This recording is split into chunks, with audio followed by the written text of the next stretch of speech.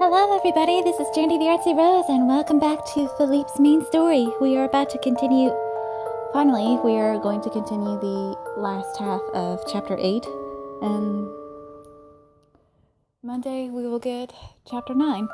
We will start with Chapter 9. Let us proceed. Jandy, the fingers that had stretched out after her dropped back down by my side. The reason I hesitated was because I was painfully aware that my inner brakes were no longer working. I thought I had more endurance than this. I let out a long sigh, and Victor beside me gave me a disbelieving look. What? Do you still want me for something? I didn't look at his face before putting my barbs in, and I had to smile in spite of myself. Watch your temper. Do you really think I was completely fooled by that force? If you do anything to harm the princess, I will kill you. Oh, those words have such a dangerous ring to them. It's a pity they don't mean anything, seeing as we're already dead. But I do love those words.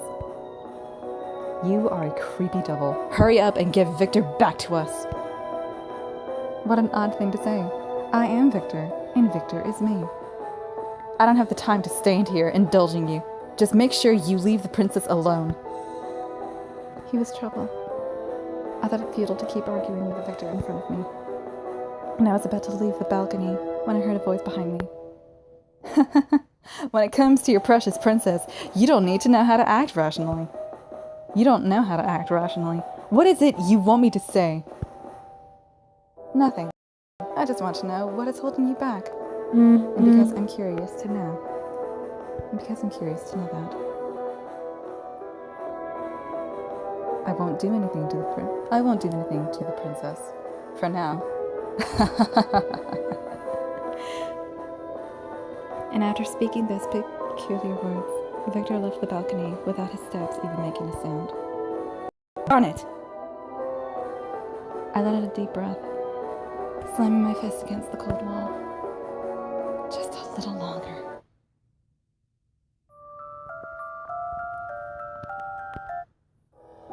I've been searching for you, Miss Jandy. Zenny, you need to say something before disappearing like that. Spare a thought for the person who has to come searching for you. I'm sorry. After leaving Philippe, I didn't feel up to joining the gaiety of the ballroom and instead went roaming the halls. It appeared that Sunny had been looking for me all this time, and her adorable face growled at me. Never mind. Let's just go back for now. She tugged at my hand as she spoke. She then caught sight of my face and sighed. What happened? You look terrible, Miss Jandy. What do you mean? Your makeup has come off, and your eyes are terribly swollen. If I let you back in there, Lord Sarcasm is going to bite my face off. Is going to bite my ear off. Sunny told me to follow her, so I did. I felt bad for doing that to Sunny, but I was glad I didn't have to go back in there.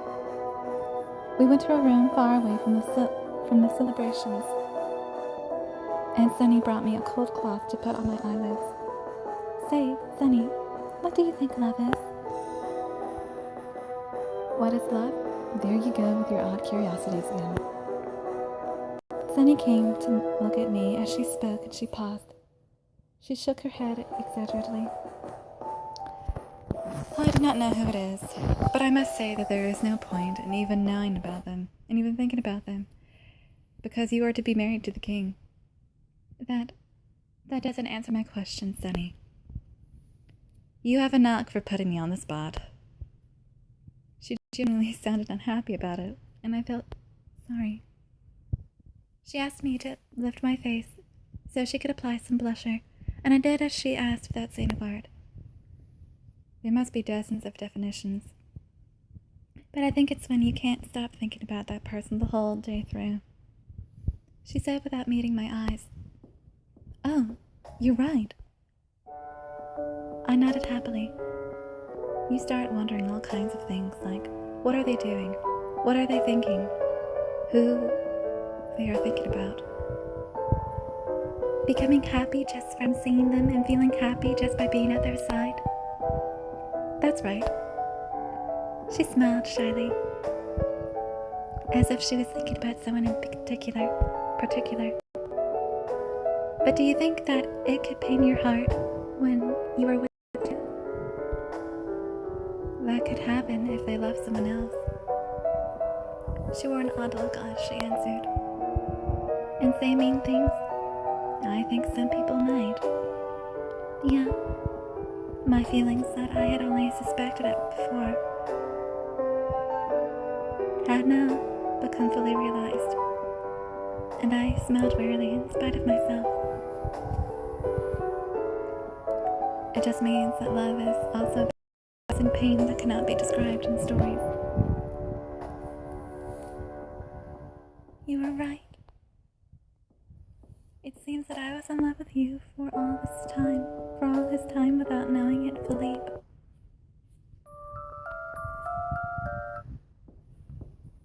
Sunny, what would you do if the person you loved someone else?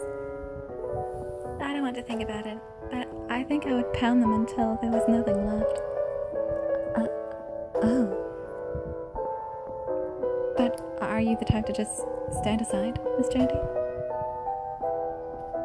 Because he's been in love with her for a long time, even though she won't even give him a second glance. That was rather specific, but are we talking about his majesty here? No, the king is a cheerful and wonderful person, but it's not him. I was interrupted by a knocking at the door, and I heard Orlando's voice outside.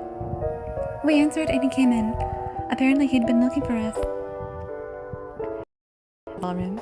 There will be trouble if you are absent for much longer. He frowned at me, and I apologized before making my way back to the hall. Thanks to my talk with Sunny, I now knew what I was feeling, and it was as if a weight had lifted. I had a lot on my mind: the gate to the land of the living, my love for Philippe, and the mysterious footsteps of the library. But I had found one thing that would not change, and that is the fact that I am in love with Philippe. I slapped myself on the cheek slightly, staring down the corridor that led to the ballroom. I had to tell Philippe how I felt, and he was on the other side of those doors.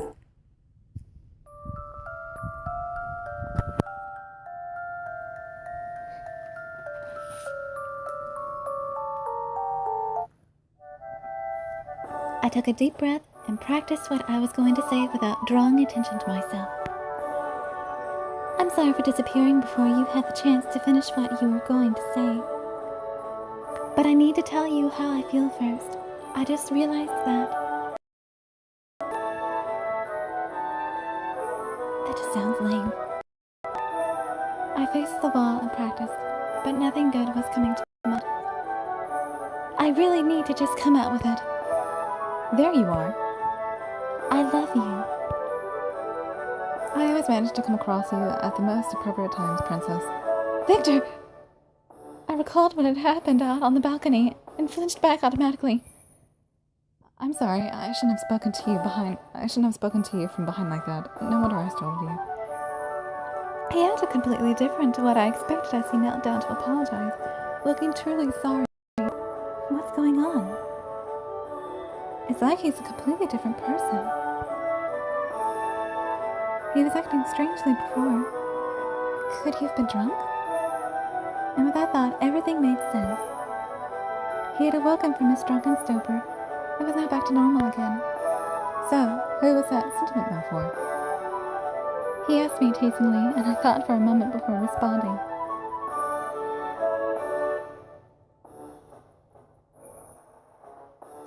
Philippe, I whispered in response.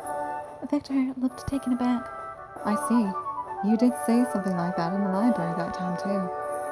He gave a wary smile as he remembered what I said. Never mind. I'll pretend I didn't hear anything. It was rude of me to ask. Now I will be right back. I'm doing something a little different for once, everyone.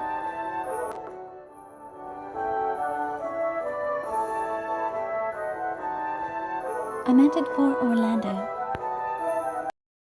I meant it for Orlando. What do you mean by that? I mean to tell him that he is a wonderful teacher. Never mind. I'll pretend I didn't hear anything. It was rude of me to ask.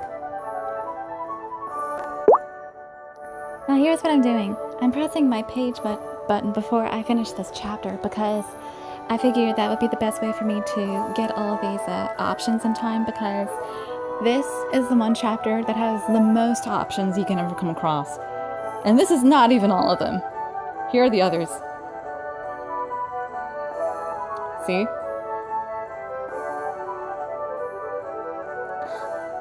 This is obviously the third one over here. The one between Victor and Skeletano. It is obviously Nick. Who else would it be? Nick is the pale ghost, just in case you don't know. Now let me see. What if I said JJ? What if the princess is in love with JJ? What if it was JJ? I'm the one asking you. I was just thinking how much I admire his work. Never mind. I'll pretend that I didn't hear anything. It was rude of me to ask. His Majesty, of course. Everyone loves King Jean. His Majesty, of course. You're not a very good liar.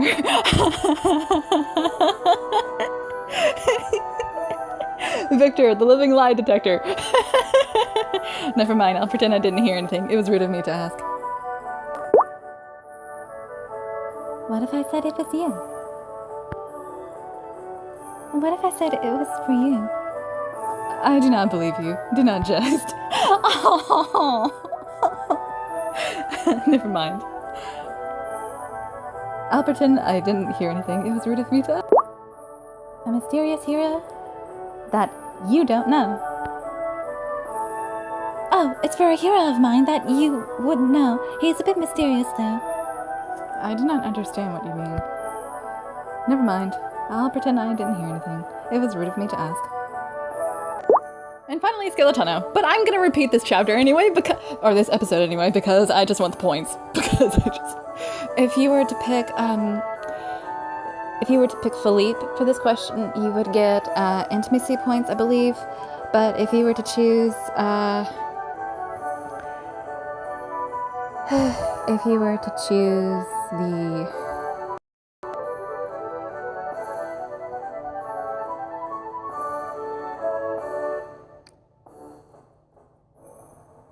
If you were to choose Philippe, you would get romance points. If you were to choose Orlando, you would get trust points. Skeletano, of course. Never mind. I'll pretend I didn't ask. I'll pretend I didn't hear. It was rude of me to ask. I will be right back now. I would appreciate it if you did. As we were speaking, what sounded like the last dance began to play.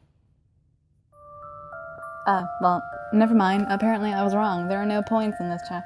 You don't get any points in this, little bitty episode. I'm sorry about that. Oh, and this is chapter 8. This is chapter 8, not chapter 9. I am so sorry.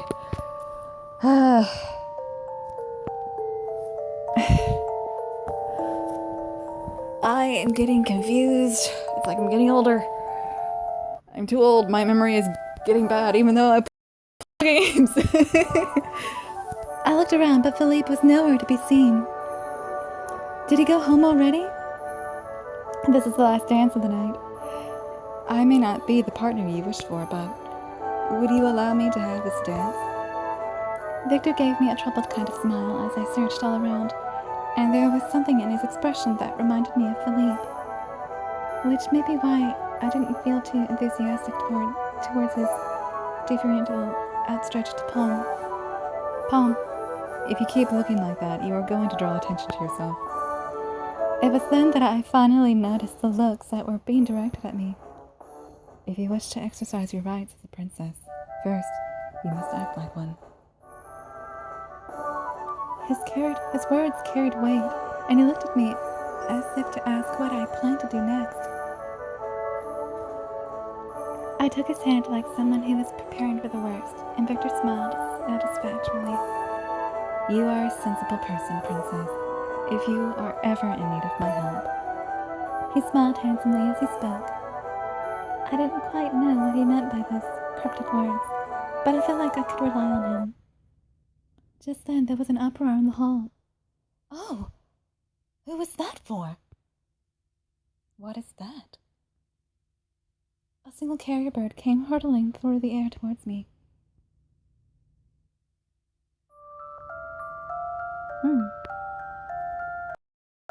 When the right one for you turns up, you won't ever forget them. If you did, then they can't have been your true love.